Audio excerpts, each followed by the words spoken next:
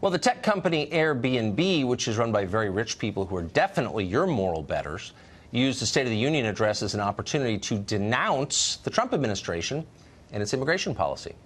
The company debuted a new ad just before the speech that ridicules the president's recent comments about poor and dangerous countries. Here's part of it.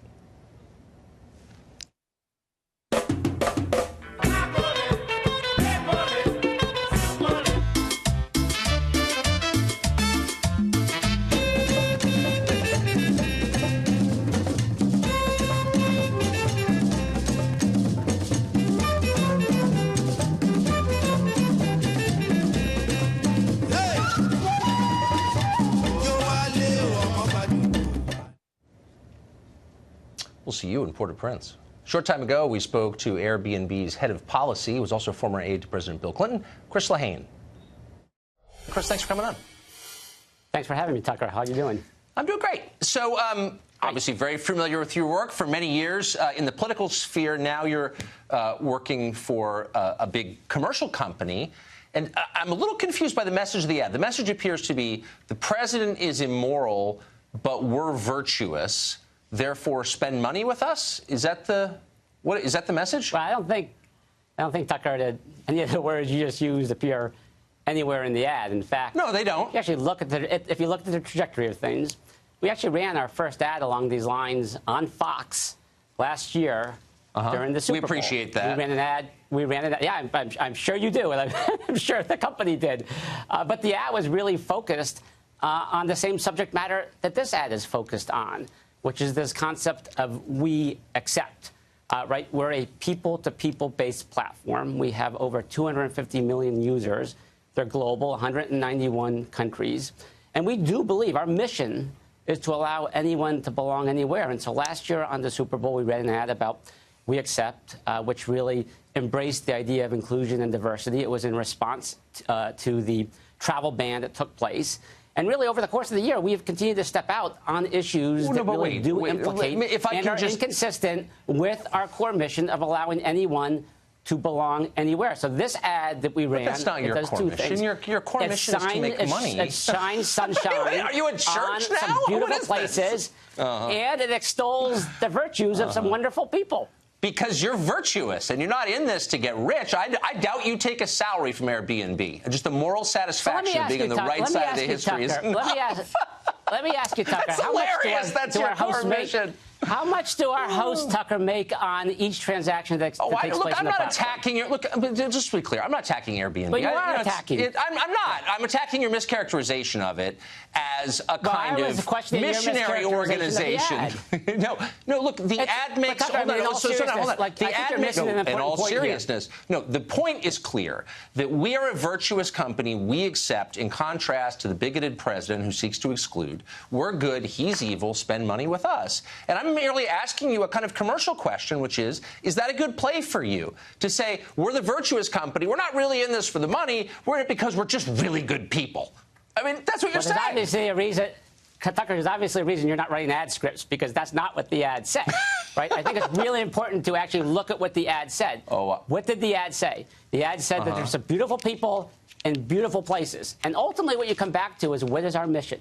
Our mission is to allow anyone to belong anywhere. We do two things with technology, right? So let's get specific. Opportunity for people. I get it. And we use technology to take people online, and connect them offline from different backgrounds. And also make billions for your own. So that's great. But I'm just saying, hold on. You, in this ad, say, come to Haiti. So, hold on. I'm going to ask a question, serious question. Have you walked without protection through downtown Port-au-Prince recently? And if so, how'd it go? I walked recently and actually spent a couple of nights in Kaya, which is a township in South Africa outside of Cape Town. So, yeah, I've been to these places. And I've actually spent time in these places. Now, let me ask you, Cape Town is the richest place in Africa. Have you been to those places? Yes, I have been to those places. Yes, I have. And that's why... You spent the night in some of these townships. Have you spent the night in some of these townships? Slow down. So what I'm trying to get at here is that Chris, you can't filibuster.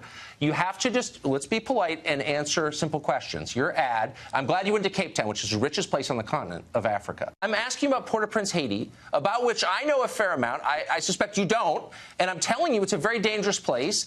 Is it immoral, unvirtuous, bigoted to acknowledge that not everywhere in the world is the same, and some places are really dangerous and some places aren't.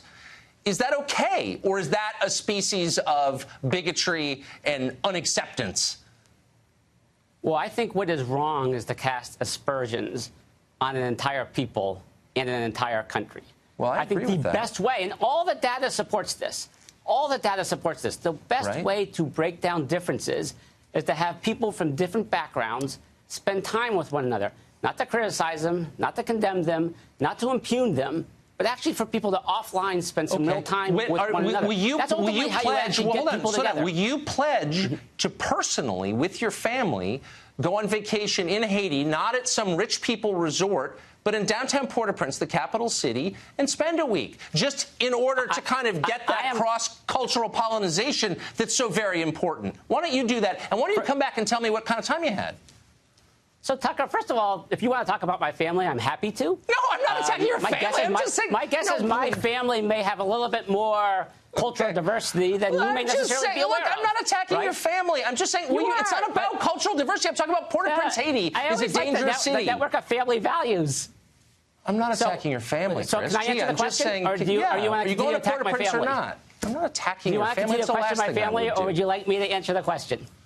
So the answer to your question is we're actually planning a trip to Africa, where we're actually going to be going to some of these townships that I've talked about. You'll be surprised to learn that Haiti's not in Africa, so I hope hope that occurs on your trip at some point.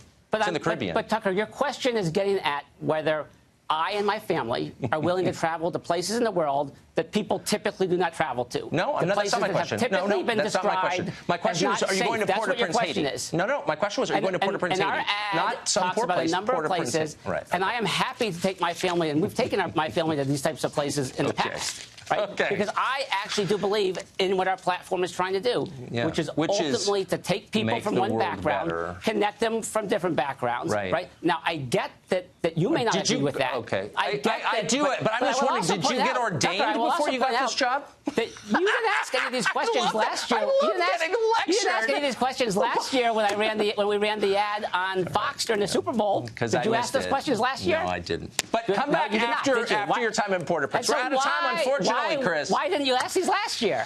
Oh, I don't know. Probably some sinister reason. Actually, I didn't see the spot, is the truth. But I appreciate your coming on tonight. Thanks.